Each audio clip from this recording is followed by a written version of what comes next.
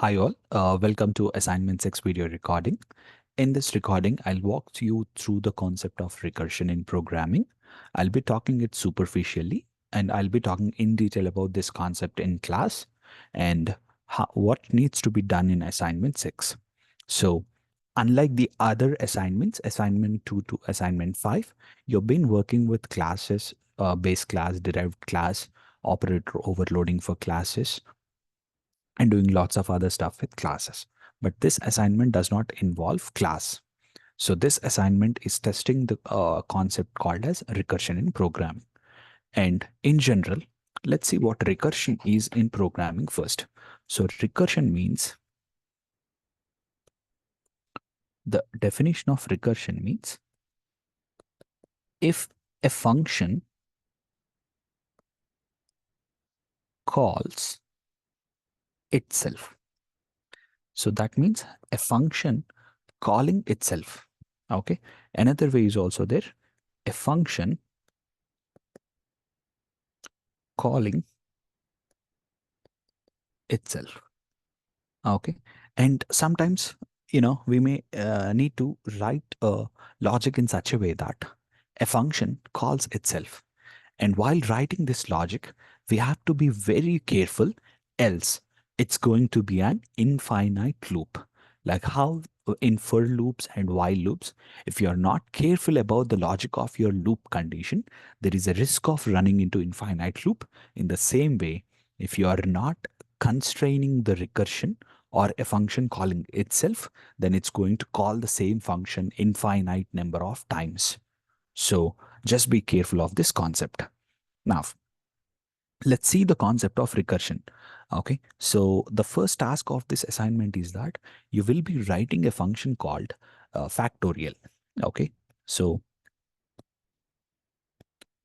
the idea is that factorial of 5 is 5 times, 4 times, 3 times, 2 times 1. And if I remember correctly, it's going to be 120. So this is what you are going to write. So factorial of 5 is 5 times, 4 times, 3 times, 2 times 1. Okay. And as I said, a function calling itself is called recursion. Risk of recursion, let's say, there is a risk of infinite times. Okay. That means a function can end up calling itself infinite times. So this is a problem. So that's why what we will do is any function that you are writing. Okay, let's say I'm writing a function int factorial and let's call it as n. So n is of type integer type. So I'm writing a function which accepts an integer parameter and I'm writing it here. So the first thing that we have to take care in every recursive function is ensuring that it's not looping infinite times. It's not calling itself infinite times. And how we do that? We write something called as base condition.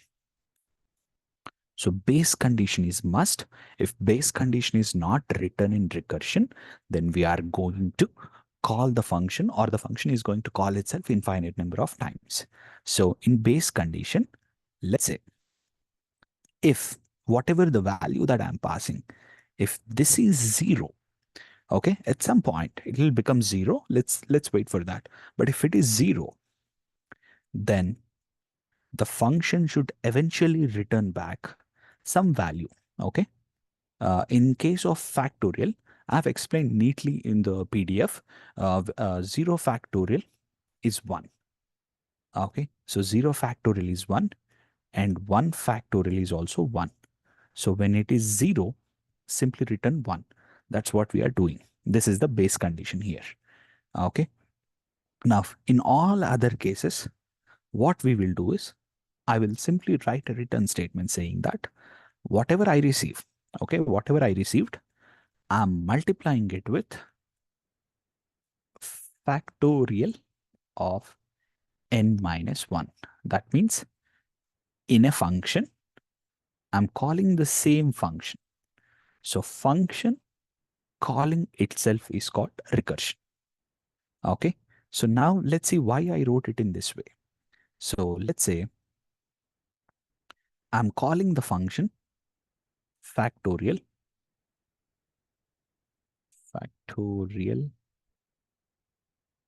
on value 5. So I can actually write it as 5 times factorial of 4. Okay, so whatever the 4 factorial is there, I'm multiplying it with 5. And in turn, I can write it as 5 times 4 times. So this part, I'm writing it as 5 times 4 times factorial of 3.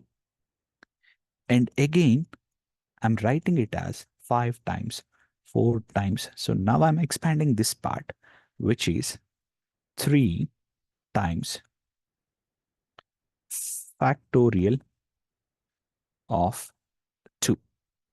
Eventually, 5 times 4 times. Sorry for the straight line. Sometimes this happens with my pen. 2 times, yeah, this part, 2 times factorial 1. And lastly, 5 times 4 times 3 times 2 times this part I'm writing again to 1 times factorial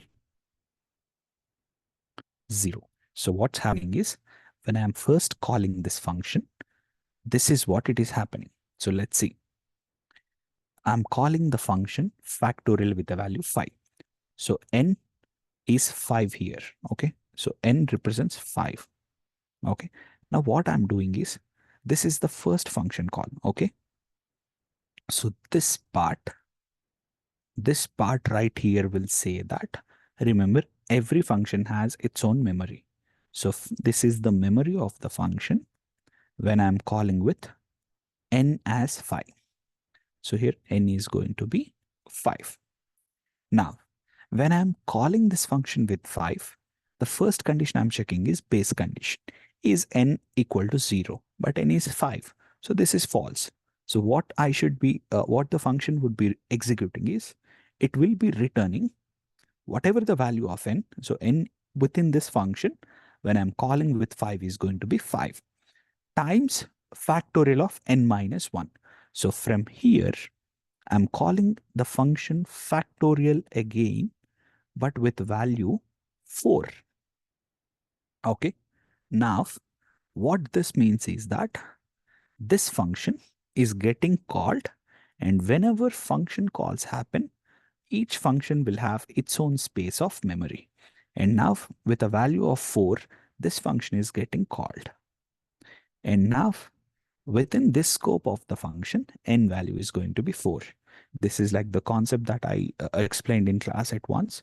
It's like inception film, a dream within a dream within a dream. Like that, a function calling itself, each function will have its own memory. Now let's see what will happen when n is 4. We're calling factorial function. When n is 4, then is n equal to 0? No. Then it should also return n times. So n is 4. It should return factorial of n minus 1. That means it is also calling the function factorial with a value 3. Okay.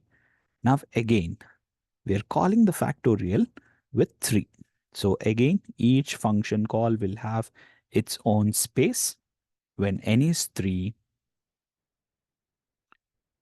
within the scope of this function, n is going to be 3, and n is not 0 because 3 is not 0. And again, we are going to call the function factorial of 2. And now again, another function call factorial of n with a value 2, and 2 is not equal to 0. Within the scope of this function, variable n is going to be created again, and we are going to call factorial of 1. And for one last time, this function is going to be get invoked factorial when n is 1, again, each function will have its own private space. N is 1. And lastly, we are calling the function factorial with a value 0. And now, this is what the importance of base case is. Each function is calling itself, and it called like 5 times. And eventually, when n becomes 0, it is giving back a value 1. So that means since factorial of 0 is 1, this value is going to be 1. Okay. And remember, all of this we are writing within a return statement. So now this function is going to return 1 times 1. So 1 times 1 is 1. So this function will return 1. So now we are going in the backward direction. This function is returning 1. And now all of this is happening in the return statement. So return 2 times factorial of 1. So what is factorial of 1? Factorial of 1 is returning 1. So that means this function will return 2 times 1, meaning return 2. So now this function will say, I'm returning a value 2. And again, always remember we are writing everything within the return statements. So return, and factorial of 2 is returning 2. So this is going to be return 3 times 2, which is nothing but 6. Now again, this function is returning a value, which is 6. And all of this was written in the return statement, and return 4 times 6, because factorial of 3 is 6. So it will return 24. And when this returns 24, there is one last function call that we placed. So come back here, return, and this will return 5 times 24, which is 120. So eventually, when this is getting called in the first place, it's going to get a result of 120. So this is how recursion concept works. A function will call itself recursively. And the only way to stop this disaster is going to be having a base condition. So if base condition or base case is not there, then it's going to be an infinite loop. So just be careful. This is how the execution works. And this is how you implement the factorial part. And the second part of this assignment is that you will be writing something called as Fibonacci series. So the way Fibonacci series works is it is a series in mathematics where the 0th Fibonacci number is 0. So this is the 0th number. And the first Fibonacci number is 1. Now, to get the corresponding ones, we have to add the previous 2. So this is the second Fibonacci number. So the way we get, let me call as F2. So F2 means second Fibonacci number.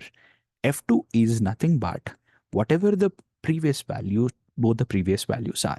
That means first Fibonacci number plus 0th Fibonacci number, which are going to be 0 and 1.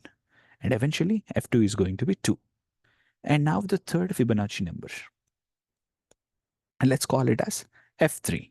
F3 is nothing but F2 plus F1. So F2 is 1, F1 is 1, this is going to be 2. F2 is 2. And now the fourth Fibonacci number. Fourth Fibonacci number is going to be, let's call it as F4 is going to be F3 plus F2. That is going to be 2 plus 1 and eventually 3. Like this, the next one is going to be 5. Next one is going to be 8. Next one is going to be 13. And the next one is going to be 21 and so on. This will rapidly increase. That's the next function that you are going to write. So the function is that you will be writing a function called as Fibonacci, and given any integer, let's say 5, so let's call it n. So if I'm asking, calling this function Fibonacci with n, that means, let's say Fibonacci n, when n is 5, so it will return an integer. You're writing a function, and this function is also recursively called. So you will be calling this function Fibonacci with 5. So that means your function should return f5. And look at the series here. Fi is going to be 5. So you should write a function in such a way that this function will return the nth Fibonacci number. And this will also involve recursion. So be careful, go through the logic of Fibonacci series and implement this function Fibonacci. So the implementing both the functions, factorial and Fibonacci, are part of the assignment. So I just gave you a walkthrough of what Fibonacci is. So I have handled everything inside main. The only part that's left now is writing these two functions. And if required, we'll discuss how to do Fibonacci series in class. That's all in this video. Thank you.